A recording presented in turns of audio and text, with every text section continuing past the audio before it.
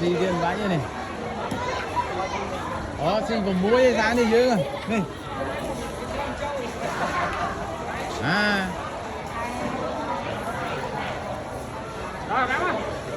Bãi này à. Làm mua bãi ơi.